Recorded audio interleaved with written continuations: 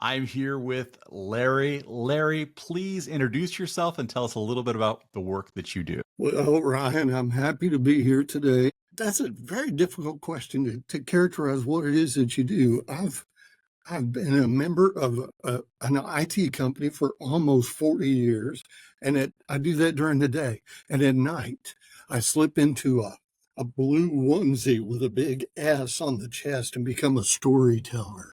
And sometimes I put that on during the day. And actually, as I've found over all these years, the storyteller just comes out whenever and whatever is happening. You're gonna have that slip in. You may notice a little faultiness in my voice, which is very strange for a storyteller, but I've managed to develop a case of, I have to pause when I say this for dramatic effect, spasmodic dysphonia. And what that means is one of these days, I'm probably going to start sounding like Robert Kennedy Jr., who's running for president. You may hear him, or Diane Rehm for some of your older listeners. Do we call them listeners or audience members? What do we We call the use the people word that listeners, even though there's a video component where there's a we're visual making sure that component? everything We're is still built for the going. listener. That's Yes. right. So in the old days, when somebody developed this condition, basically your vocal cords pick up an extra flutter, hence the spasmodic. And in the old days, they would use rattlesnake venom injections into your vocal cords, and that would freeze everything up a little bit. But these days, they don't do that. The guy tells me that they use a Botox injection. And I told him when I went to the ENT, and he said, "Oh, yeah, you got the SD." I said, no. I told him, I'm a little concerned about using the Botox injection on my vocal cords. And he said, no, it's perfectly safe, perfectly safe. And I said, no. When I know people have done the Botox on their forehead, they don't have any emotions. You can't tell anything of what they're thinking. It's good for poker players. I don't want the emotion taken out of my voice. And he assured me that it wasn't to be, but also I have to get much worse before they do anything. So anyways, if anybody's listening in and hears a strange crackling sound with, I'm exaggerating right there, but also, I've been in Texas for nearly 60 years. And so it's that certain lilt in your voice tends to slip in when I get in storyteller mode. But and thanks very much for having me on here. I've enjoyed watching some of your past episodes, and we got to get the subscriber count up. So drop in the call to action there at the end and get the subscribers up. What you're talking about here is super important and really has an effect on everyone from one time to another. I know that the kind of storytelling wisdom that you have could really help not just our podcasters, our public relations professionals, but anyone who wants to perform a story for a crowd.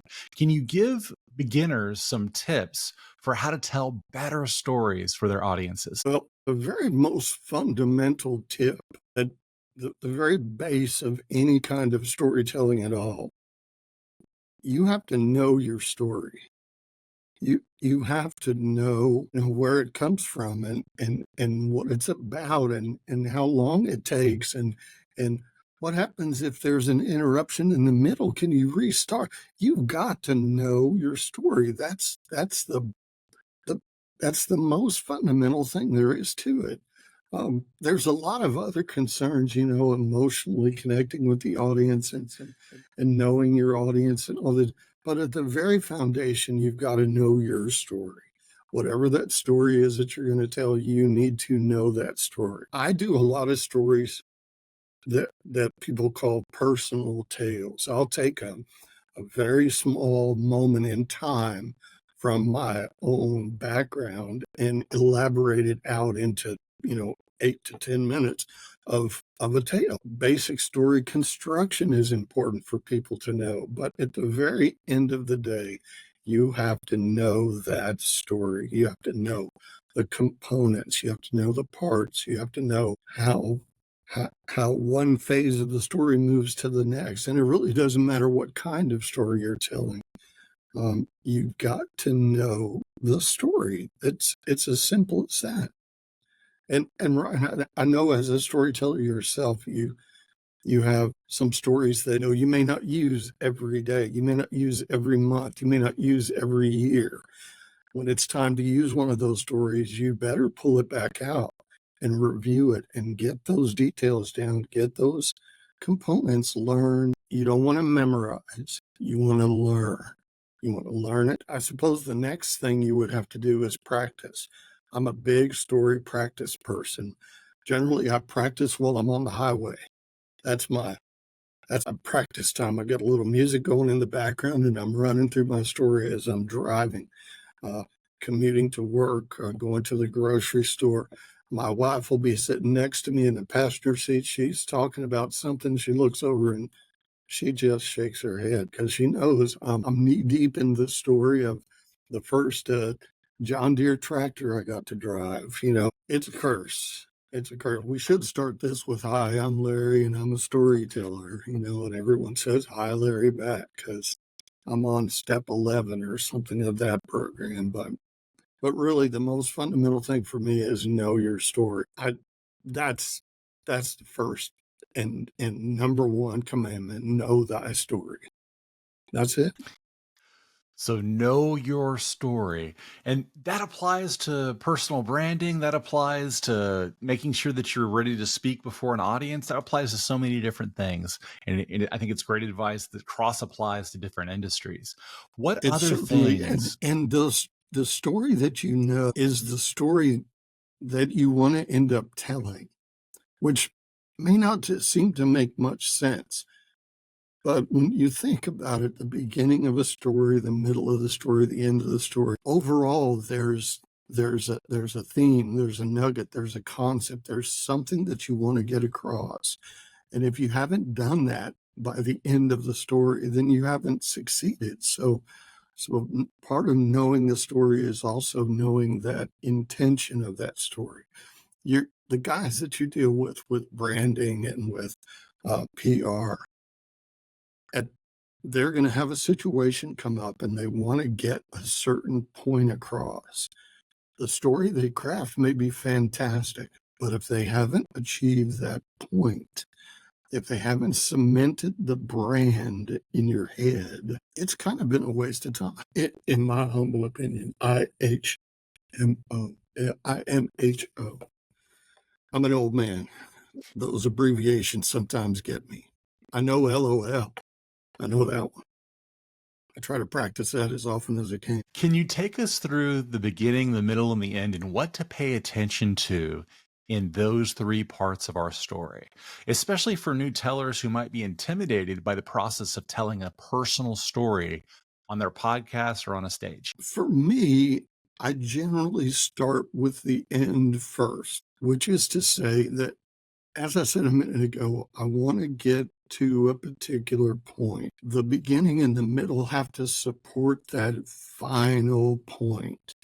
You can think of it like telling a joke. At the end of the joke, there's the payoff. There's that line. People say that they're not good at telling jokes, and it's because they don't know that structure of building up to get to that snare drum. The beginning is important to set the stage, what's happening, who the characters are. You may introduce a character along the way, that's fine, but the basic reason and the basic location and the basic setup for telling that story, that's for the beginning. The middle is generally what we would say is a conflict occurs. And, a conflict doesn't have to be a boxing match. A conflict is really just, my mama wants me to do one thing and I want to do something completely different. And I'm going to learn a lesson in the end, why I should do what my mama says. The conflict is generally that middle section. Storytelling is a forgiving art, but audiences sometimes aren't. So if you haven't done a good job building that initial setting, building that initial character out, building that conflict, by the time you get to the end, it'll just be the sound of crickets. They won't understand. People who are listening, and you yourself, I know, can think of examples of that where you're really engaged and you're really, wow, this is really fantastic. And then they say the end, and you're you're just like, what happened? What did I miss? Did something? You're looking at your neighbor, the beginning is, for instance, I have a story that I tell infrequently, I guess, about getting my first tractor when I was 8 years old. And the way that I set that story up is that it's around my 8th birthday. In our family, tradition was that when you turned 8 years old, you got a bicycle. You got a brand new bicycle. I was so excited. And I build up that anticipation of the bicycle, and I describe the bicycle. And the conflict is that my parents, we moved to a rural area, and they changed the family tradition without telling me. And instead of getting a bicycle on my birthday, I got a pedal tractor. The rest of the story plays out how I fight with the universe over being tasked with driving this perfectly fabulous green tractor with 2 pedals and a tiny sprocket and a plastic engine. And the linkage of all of that together works. But the actual point that I'm trying to get across of that story is not the tractor or me. It's a situation that occurred with my brother. And he has a malfunction on his bike. So it's a long, stretched out tale. I set it up one way. I go through the whole conflict in the very beginning. Within probably 2 minutes, you've got the conflict. And the rest of the story is the point that I want to get across. My brother having this accident, and I have to help him. It's not a traditional tale. It's not one that just any storyteller could pick up and use. But it always brings a smile to everyone, and it uses a funny voice. I have a funny voice in it, so you got to slip that in from time to time. Beginning, setting up your characters, setting up the situation, setting up the reason for telling the story. The middle is more buildup of that setting, but also including that conflict. Finally, the end is the resolution of that conflict and the point that you're trying to get to with your story. Fables, are very simple, small stories, but even fables have that same structure. Bible stories have that same structure. Folk tales have that same structure. Jack tales have that same structure. Begin it, have some conflict, have some character development, and then finish it out with whatever it is you're trying to get across. I don't particularly tell stories with morals. I do tell moral stories, but I don't tell stories with morals. But the end is that time when you're slipping in that moral, the lesson that you want somebody to learn. Other personal stories, they're still going to have that approach, but the beginning and the middle may actually be longer than the end. It really is an art form, and applying rules to an art form is pretty difficult sometimes. Now, the guys that you're working with branding, with PR, that's still an art form. That's still a story behind there. And, sometimes the stories don't work the way they should. My wife and I, during the lockdown, how people they decided they were going to do self-betterment. Everybody was sitting at home working, doing things. People said, I'm going to reread War and Peace. I'm going to watch every copy of the Yeoman's Guard that I could find and really study all of the work of Charlton Heston from the old days. My wife and I decided we were going to open our home to become foster parents. And that's led to a pile of stories, but it also revealed to us that We knew that it was important. I'm the product of foster care. I'm the product of adoption, but it's not out there in the world. People don't know about it. We have all these commercials for the puppies that are in the cages and Sarah McLachlan in the background. Are puppies more important than children? No, of course not. But we don't have these commercials. So the other night, we're watching TV and we just happened to catch at about midnight, because we stay up late. At midnight, there was a little commercial that rolled by, and it was about signing up to be a foster parent. But it had so little to do with the program that it completely missed the mark. Two guys in a car, one of them in a clown suit, they're driving somewhere, and he goes, "Oh, hey, I think we're going to become foster parents." Oh, that sounds like fun. And then it cut to it was just, it missed. It completely missed. In a serious, important topic, it completely missed. Beginning, middle, end, have that story to tell, include all those parts, put that conflict in. Business stories for sure, because when you're doing a business story, there's something you need to solve for your customer. First, let's figure out who your customer is. Is it the guy buying the product? Is it the guy manufacturing the product? Is it the CEO? Who's your customer? What do you want to gain from this? That conflict is going to be something that you solved as a worker, or you solved as a software guy, or you solved as a team member.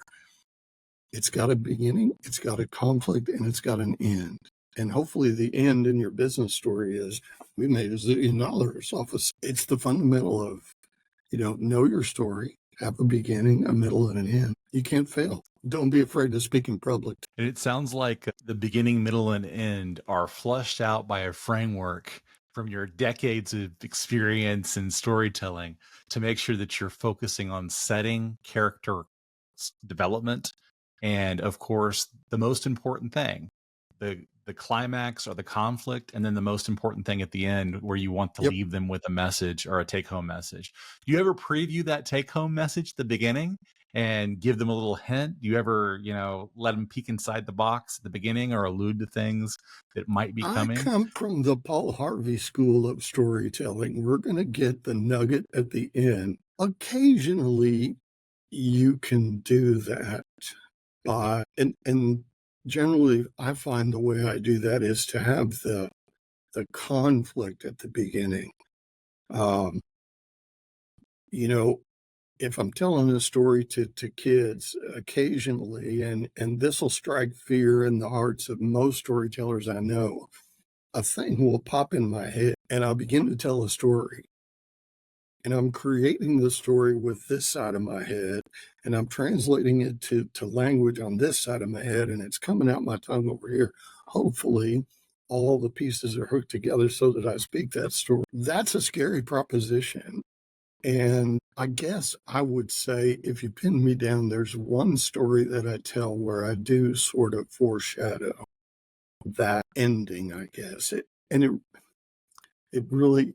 It really doesn't do that. So nope, I'm going to go back to my first answer. Nope. I don't give them the nugget till the end. You've got to sit through the whole program in order to get that nugget. Yep. Nope. I'm going to go back to my original answer. No, I can't think of a single thing.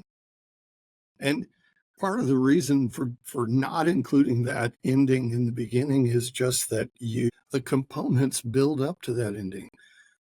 If you forced me and tied one hand behind my back, I suppose I would do it. But no, you need those other components. People are going to tune out if they already know the point. You've got it. It's your responsibility to keep them engaged and get all the way through those other parts until you get to that nugget at the end. So I'm going to go with that answer. That's my final answer. I I like didn't that. even have to phone a friend. I imagine as a storyteller with so many years of experience, you have seen attention wane from some storytellers. And you might have made some mental notes of, ooh, I want to make sure that I do this to recapture attention at the beginning, the middle, or the end. And maybe you can share some strategies for making sure that people are paying attention to the important parts of the story. So I remember, the most, I guess you would say, the most egregious example, which sounds bad. I don't know another word for egregious in that position, but we were, there were a bunch of us that got together to do a storytelling program for some people who had been displaced by a hurricane. They came to San Antonio and they were put up in a shelter, and we went to the shelter and we were going to do some storytelling.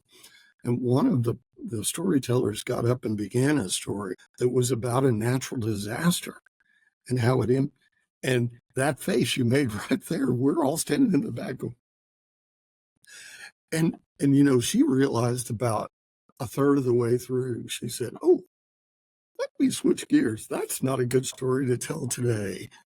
I spend a lot of time in front of crowds, and I can, you use that old, what was that, Toastmasters, where you move, lock eyeballs with this part of the room, that part of the room, that part of the room. And you can get a feel for the audience and the energy coming back from them. If you're in front of a group of 175 kindergartners and first graders looking back at you, there's no better critics than those guys. That if they're not focused on you, then they're going to be cutting up and finger in the nose, and they'll be whacking their neighbor on top of the head, and the teachers will be yelling at them. The strategy for those kind of audiences is really energy, projecting energy yourself, moving side to side to address different exact people. They don't know when you're going to look at them, so they better be paying attention. Your voice, having some stroke in your voice, having some variation, getting a little bit high, getting a little bit low, getting some energy, putting out, using your hands. Those things work fantastic for every audience, but especially for the younger audiences. Adults are a little more forgiving. They have been through so much, and it's really just a nice time for them to be sitting in a chair and kick back and drinking a beverage. They're not as concerned with how good you are when you're up there. But the children, I've been interrupted before to tie shoes. I've been interrupted before. A little boy asked me why I was sweating so much. And, you can't say because I'm in this Head Start room and there's no AC going. Can somebody, this little boy stuck his foot out and set my shoes untied right in the middle of a story. Okay, I'm going to go ahead and tie your shoe for you, buddy, and we'll keep telling the story. A lot of this strategy comes back to very much point number one, knowing your story. If a story is just going off the rails, if it's just going sideways, if you know the story, there are parts you can pull out. You can get to the end quicker and move on to something else that's going to be more enjoyable for the crowd. That's certainly a strategy that I've employed many times. When you come in to begin a program, you have a list of things that you want to tell. I always make a list of what I'm going to do and set it on a chair or set it somewhere next to me. Now, probably about 80% of the time, I do the first story on the list and then I just blast off another direction. But each of those stories, I know those stories. I know the beginning, the middle, and the end of those stories. And I know the parts that I can leave out if I need to shorten. I know the parts that I can expand on if I need to expand on them. But the very best strategy is to pay attention to the audience. They're the customer in this case. This is a bunch of 10-year-old boys. This is high school kids. This is adults. This is a keynote speech at a big luncheon. You've got to know the audience, and you've got to be able to pick out what it means for that person to be paying attention and what it means for that person to be focused on you. And then make adjustments. Make adjustments of yourself to turn on those eyeballs, to get them involved. And knowing your audience might be difficult for our podcasters who can't see them. So they're using their imagination to understand where their audience is coming from. You've taken us from the beginning, the middle, the end, the setting, the character, the climax, the most important thing. And of course, making sure that you're telling and rolling with the storytelling based on the audience and knowing the audience. What are some common mistakes that you see from first time storytellers, and especially from those who maybe are telling a story on a podcast and don't have the benefit of those nonverbals that you're talking about? So I guess we can take it in two different directions, from people who are brand new with a live audience versus people who are brand new on something like this with a podcast. The biggest mistakes generally come from that idea that I'm the storyteller and you have to listen to what I say. Nope. Nope. Completely false. Picture yourself in that audience and know all the different things you're thinking about at any given moment. Is your phone nearby? Are there distractions happening? Make the audience the focus for what you're doing. That's probably the biggest mistake. We've all seen storytellers that, take the microphone and just begin to look off in the distance and regale the crowd that's out there on the edges somewhere where there aren't even people. And your audience is right down here in front of you. That's where your focus needs to be. That's where you're going to be feeling the energy coming back. From the podcast point of view, that's the biggest problem for me. There's no energy coming back from the crowd. It's you in the darkness speaking into your microphone. The thing I would say about a person who's starting out and doing stories on something like a podcast like this is to consume other podcasts. Some people would say, well, you don't want to steal ideas from other people. You don't want to steal ideas from other people, but there are things you can learn. Were you engaged while you were listening? Why were you engaged while you were listening? What is it that person did that kept you engaged? There are some fantastic podcasts out there that you park your car in the driveway and you just can't wait to get to the end of that episode, but you can't go inside. And there are other ones you're just like, this is background noise. I could take a phone call in the middle of it. In those cases, you have to be your own source of energy. And you want to make sure that you're doing your podcast when your personal energy is up. Oftentimes, I'm going to go to a program and, it's been a long week and it's Friday morning. These eyeballs are going to be staring back at me. But as soon as they come in and sit down, you're like, oh, hell, I can feel it. It's like radiation coming at me now. I'm going to be on. Things are going to be popping and snapping.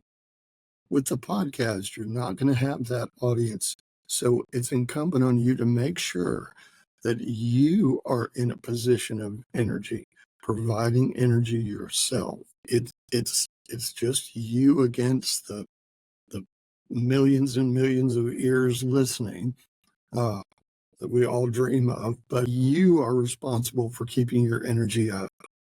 And if that means your best energy is at 10 p.m., you're doing your recording at 10 p.m. They're never going to know. If your best energy is 6 a.m., you're doing it at 6 a.m. No one's ever going to know. You are the total source of energy. There's some good podcasts where they have a second person, who's sort of the technical guy maybe or something like that on the side. And you can get some energy from that person, hopefully. But it really does come to you to provide the energy yourself. That's the answer. It's all about energy and whether you're going to get energy from the crowd. If there's no crowd, you are the energy source. I'm sure you Energy found that to maintenance. be true.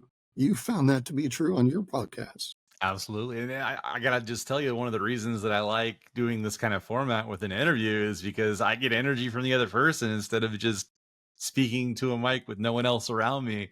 I love the Exactly. interaction. I love learning new things from the other person at the other end of Yep. that camera or on the other end of that screen or the other end of that mic. I was just going to say, we all came through the Corona thing and COVID, and I did some school programs where everyone was on a computer screen like this, And I thought going in that it would be similar to being live. I thought, "Oh, I'm gonna see the faces, I'm gonna see what they're," but it turns out not to be the case.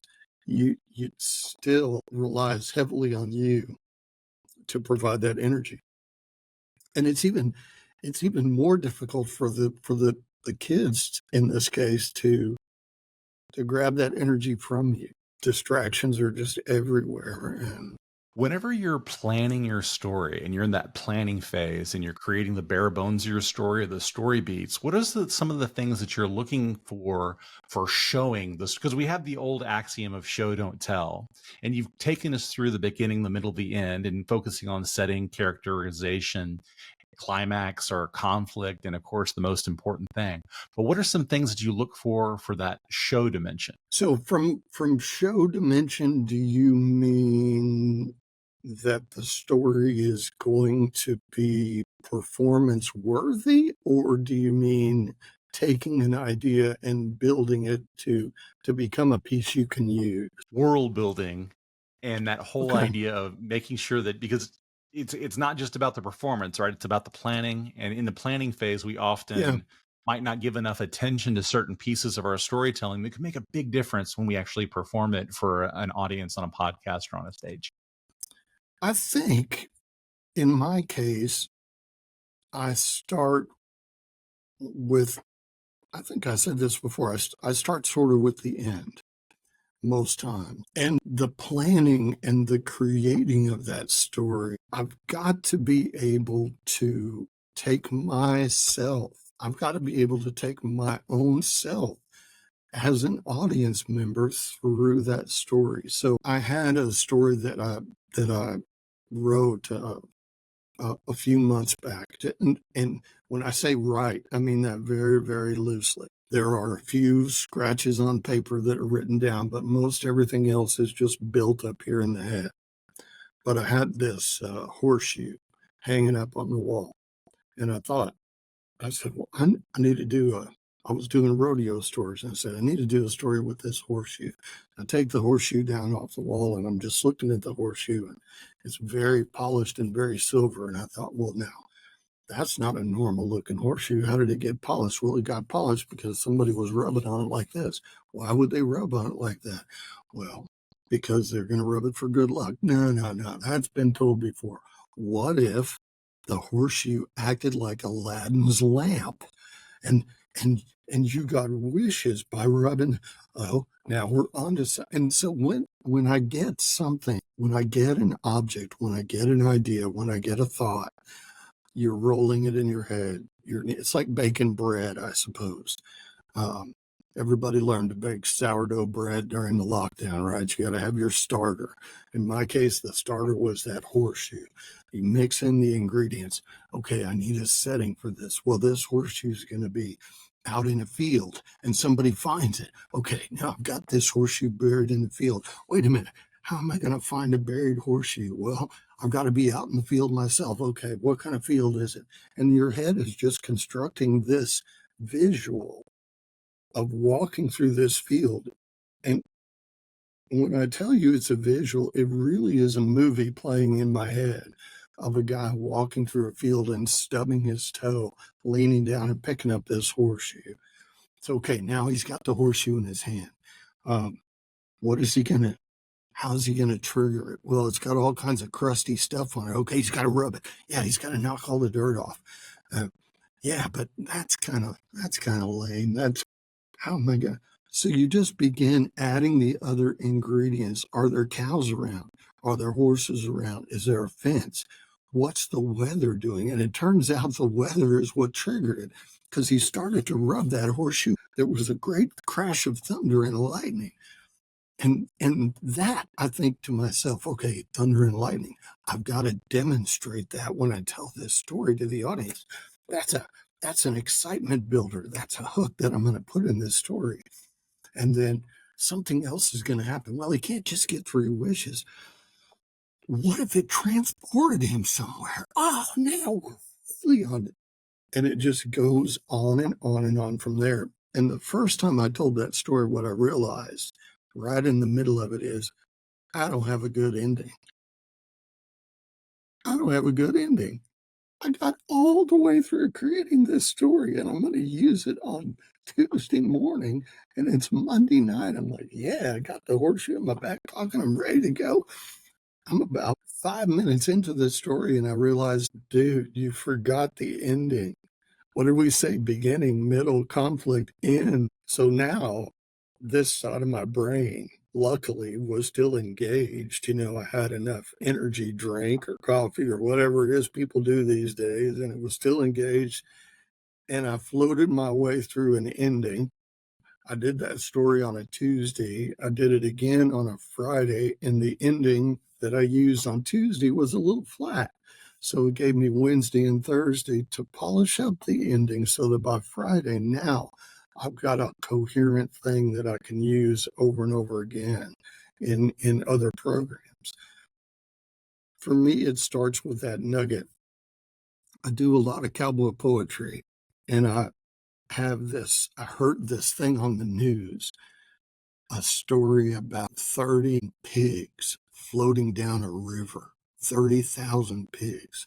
But it actually wasn't 30,000 pigs. The guy on the news said 30,000 pigs. I thought he said 30,000 pigs. I went and looked it up. It was actually 30 sows and pigs. And I said 30,000 pigs, 30,000 pigs. And I took out my paper and I wrote down 30,000 pigs. Now there's something. Now at the end, I already know I've got to break it out from 30,000 to 30 pigs. So I already know the ending is set for me.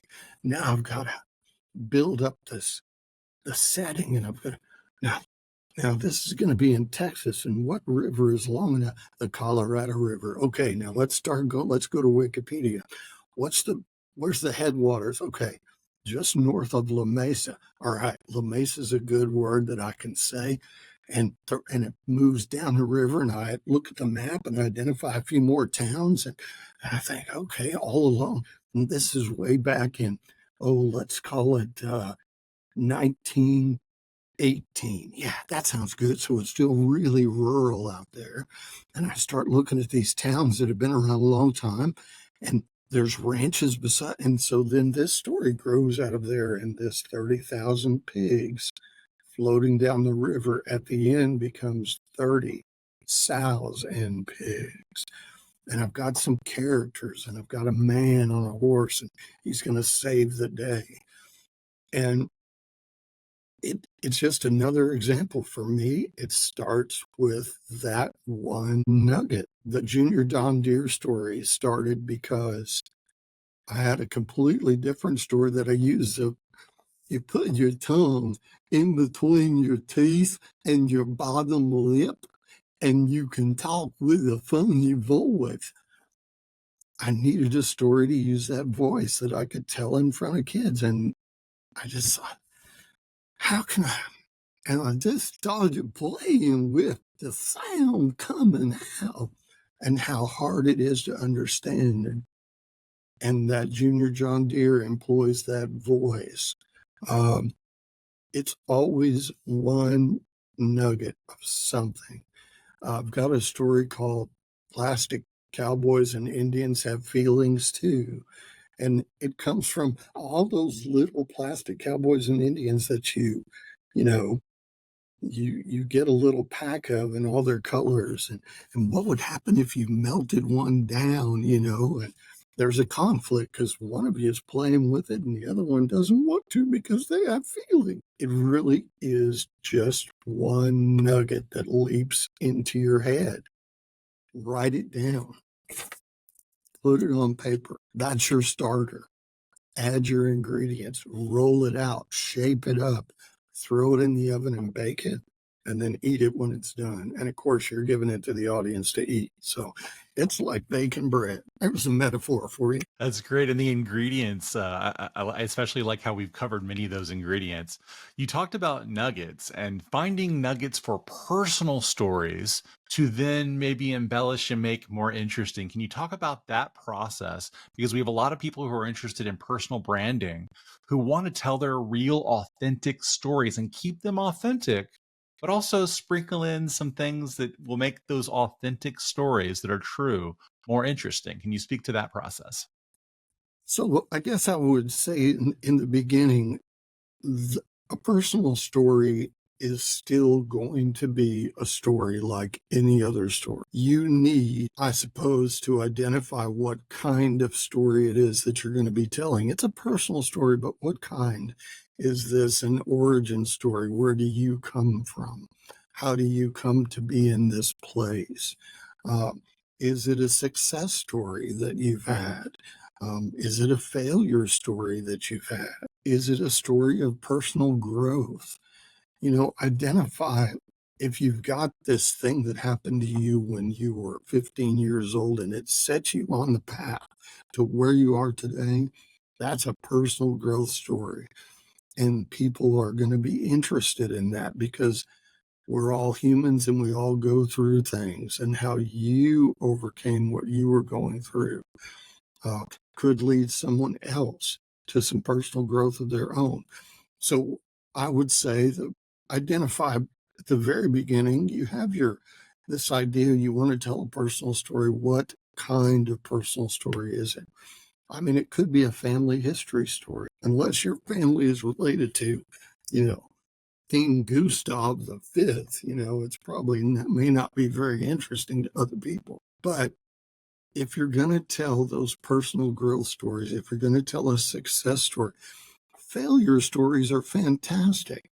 The things that happen to you, what's that phrase they say, uh, experience, failures come from bad experiences and successes come from failures. There's a saying like that. You probably have it on the wall in the classroom, but failure stories are fantastic. And the reason they're fantastic is because you're still standing there. Obviously, you're standing there in front of the audience. So they know that the failure must not have been too great. It's not, it didn't end your life. Success stories are fantastic. Personal branding, I think, would lead to those success stories. And you can actually piggyback those together sometimes. You can start with a failure and how failure led you to the success. Uh, that would be a very powerful story as long as you've had some success in your life. I think most people can point to one or two things that they've been successful with, and that's the story you want to craft. Origin stories are fantastic, where you came from.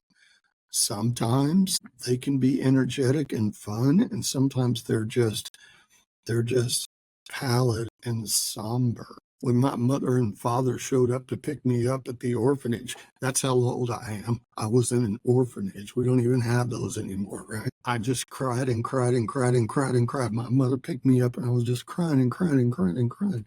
And they were thinking twice about taking me home. There was a nurse on the other side of the door looking through the window and watching me just crying, crying, crying. My mother stepped outside and spoke to the nurse. And the nurse says, well, he just had about 8 shots, so he's not in a very good mood. And it changed her whole perspective. It brings her in to this child, seeing that this child needs a certain kind of care and feeding, and she takes me home. That's the origin story that I use. And we're living that story right now with all these kids that are passing through our home. But there are 4 or 5 kinds of personal stories. Pick the kind that you're going to do and lead to that point. I guess the second thing I would say is get these things committed to paper or recorded or something, and then let someone else hear that story before you take it out on the road. Make sure that they know what kind of story it is that you're trying to tell. At the very least, even what we might call like an uneducated, a non-storyteller, and that, just a regular person, Aunt Susie, she's at least going to be able to tell you that it was entertaining and it had the construct that made her want to pay attention to it. Pick the kind of story. get it out of your head, get it on paper, get it into a microphone, get it somewhere, transcribe so that you can go through it, edit it, and then finally it's just find a time to present the story. Personal stories can be given at any time, a family gathering, in a classroom setting, in a boardroom, in the jury room when you're trying to deliberate about, some crime. Personal stories that are crafted and put together well are going to be a hit. People love hearing a personal tale. 100%. Can you give us some insights to where you have learned to hone and craft your skill for storytelling? Are there books? Are there websites? Are there maybe some groups that you and I might be a part of that you can recommend? There are all of those things. There are books, there are websites, there are groups. We're in San Antonio. The San Antonio Storytellers Association is a fantastic place. A place like that gives you the opportunity to present that story. The National Storytelling Network, the Tejas Storytelling, pretty much anywhere you live, you're going to be able to use your favorite search engine and look up storytellers around me, and they're going to show up and make those connections. Those are great. Reading books, fantastic. Personally, I hate to read. I desperately hate to read, but occasionally I'll find something that'll keep my attention. I've got 12 books on the nightstand. All of them have a bookmark about 10 pages in, and then I'm done. There really is no better way to learn about storytelling than to present stories. Telling stories is your best education. Hands down. You can read every book.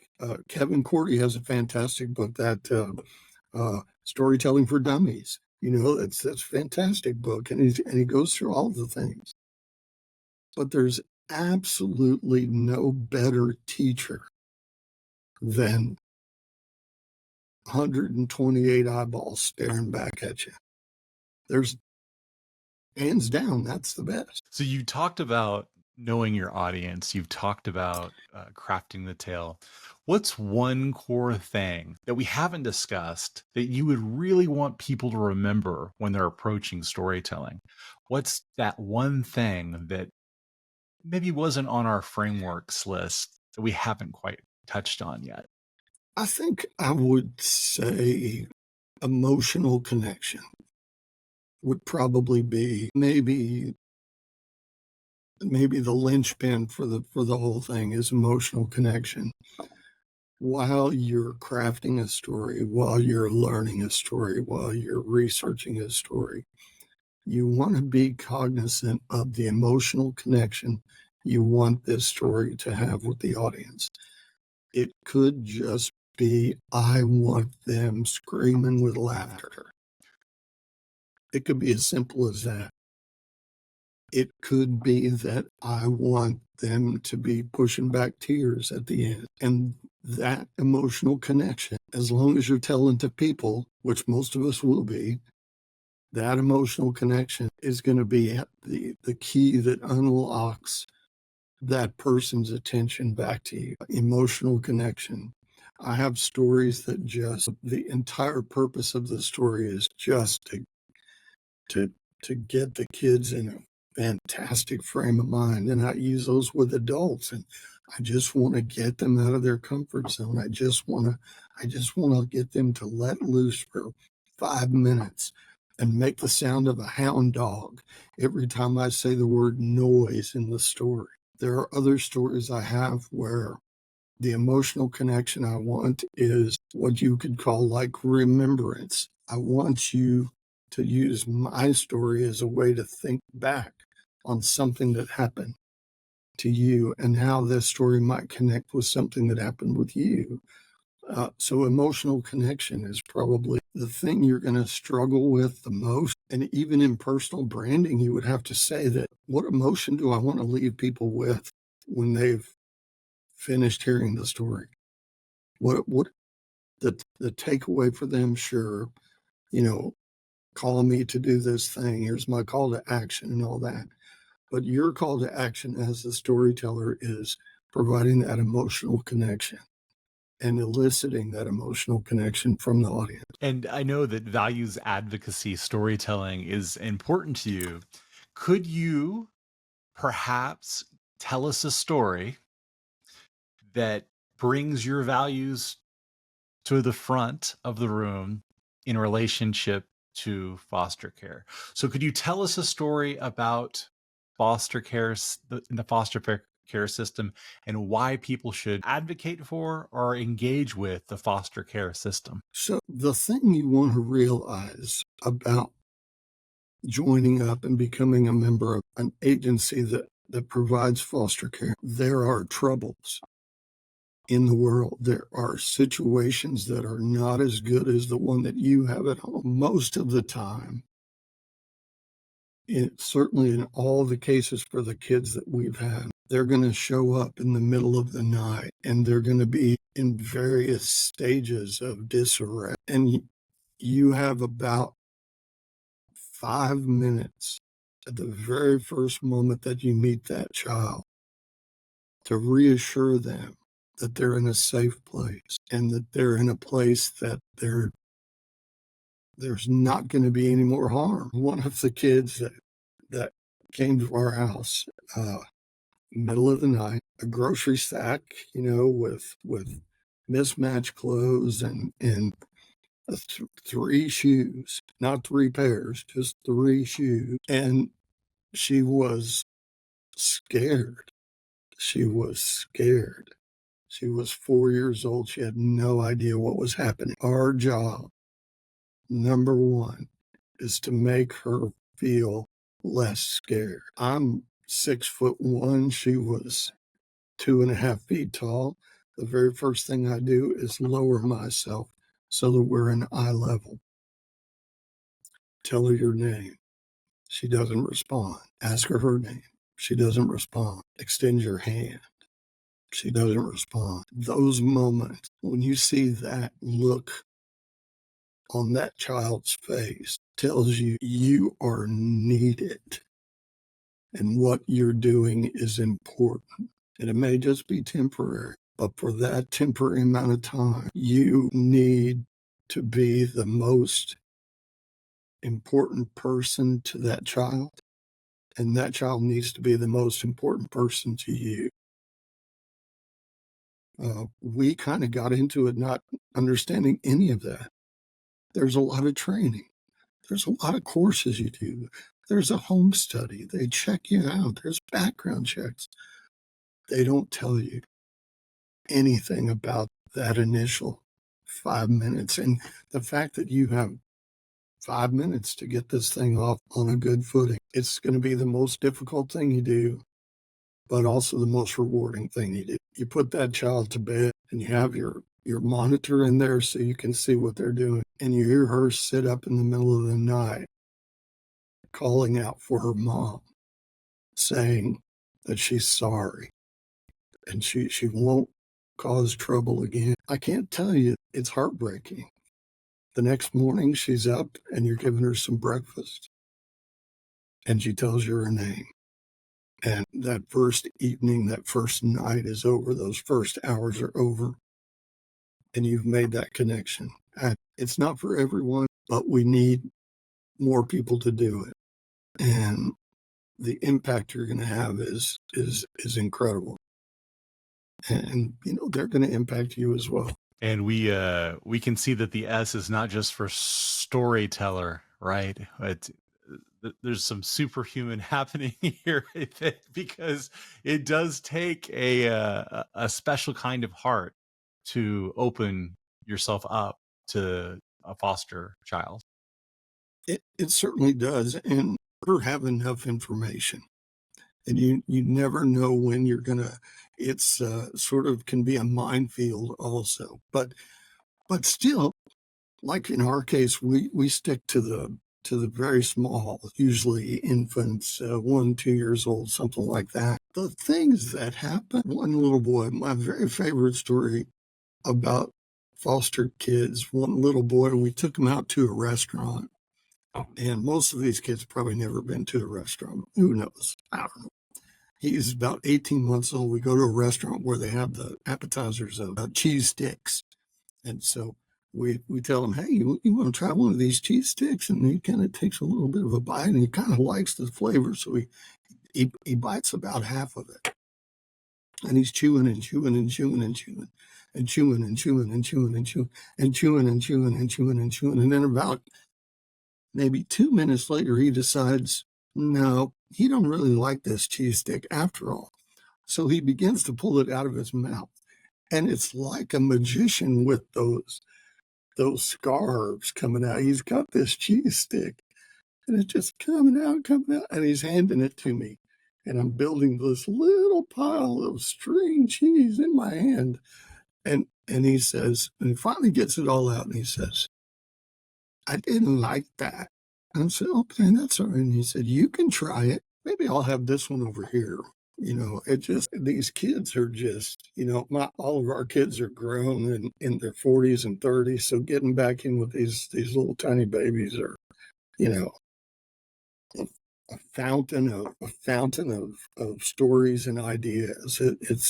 It's incredible. And you realize that you're getting old, and you've got a toddler on the floor sitting, and you're sitting on the floor with them, and you both get up off the floor the exact same way. You kind of roll over onto your knees and plant your hands and grab something sturdy and pull yourself up. It's humbling, it's enjoyable, it's hard work, and it's heartbreaking all at the same time. I recommend it. And that story, I think, is a great demonstration of all of the things we've been talking about, all those different components of from the setting to the character to the emotional resonance that is needed. It's great. It's really great. Do you have a final thought or key takeaway that will serve our audience who are trying to be better storytellers, to serve an audience that wants to be better at their podcast storytelling or on the stage storytelling, just telling more persuasive, engaging, fun, entertaining stories? I guess I would sum it up and just say, it's not what you say, it's what they remember. For something like that, with branding, with PR, with personal stories, it all fits together. It's not going to be what you say, it's going to be what they remember.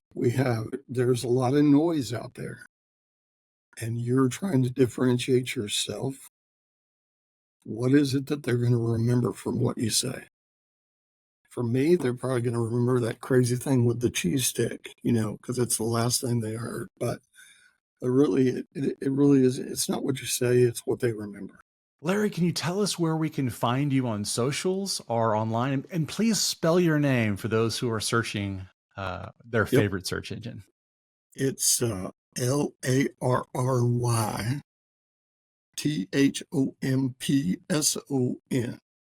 And you can find me on Instagram at Texas Storyteller. Just spell that all the way out, no punctuation, at Texas Storyteller. Also on Facebook. And when you search on Facebook, you can just search with my name. Also, you can go to Facebook/LT Stories. Those are the two platforms where I'm generally at. I've got a YouTube channel as well, and if you search for Larry Thompson Storyteller on YouTube, I'm probably going to pop up. On my webpage, I have recordings from my latest cowboy poetry compilation, which is called Cowboy Spirit, and I have 11 tracks that you can listen to. 11, not 10. This goes to 11. For all your Spinal Tap fans out there, I made sure to put 11 tracks in. I've got books on Amazon. If you search for Larry Thompson as an author, you're going to find the books out there. And they're all stories that I've written and put into books, and they're all real small. I've got a fantastic book that I worked on last year called Yippee-Yi-Yay Haiku, which is cowboy poetry for the short attention span. So there are 175 or so haiku in there, all about Texas and being a parent and being a person in the world. Haiku is fantastic, and 17 syllables. You can put a lot of meaning into 17 syllables. Yep, I'm on all the socials. I'm probably on Twitter too, but I never go there. Or X. It's called now X. But yep, Instagram is the best place. It sounds like you really know your audience too. They're interested in Texas storytelling. Can you describe your audience before we say thank you so much for this interview? Can you describe the people who are interested in this kind and this brand of storytelling? Sure. Well, I wish I could. Uh, but really, I think the audience that is going to enjoy my storytelling the most are people who want to show up somewhere and be entertained from the first moment to the last. It can be adults, it can be children, it can be high schoolers. You're going to be entertained. You're going to smile. I, I might actually make you work for it too, because I got stories where you've got to do some participation. But really, it's most of the time I'm telling personal tales. I'm telling Texas stories. I'm telling Texas history stories. The reason why there's an X in the middle of Bexar County, nobody knows why. I know why, and I'm liable to tell you why if you come to one of the shows where I'm going to be. That's a complete story for another day. Excellent. And Larry just demonstrated leave your audience wanting more, which is another great thing for storytelling, isn't it? It certainly is. And I, just a quick recap. Know your story, practice your story, be flexible, make that emotional connection. Personal stories are fantastic. I love hearing personal stories. Make sure you know what kind of personal story you're going to create. Let me know when you write your story. Send me an email, send me a message on Instagram, and tell me what your story is. I'm happy to contribute what I can. If you want me to tell you it's super good, I'll tell you it's super good. If you want some good feedback, I'll give you good feedback too. But you got to keep in mind, it's just mine. It's not, take it with the old grain of salt. People cannot tell that you're 6'8" when you're in this podcast, right? Yeah. And that's a great example of a tall tale, which again is another topic entirely. Exactly. Larry, thank you so much for joining us. We again appreciate you sharing your wisdom and all your experience with storytelling.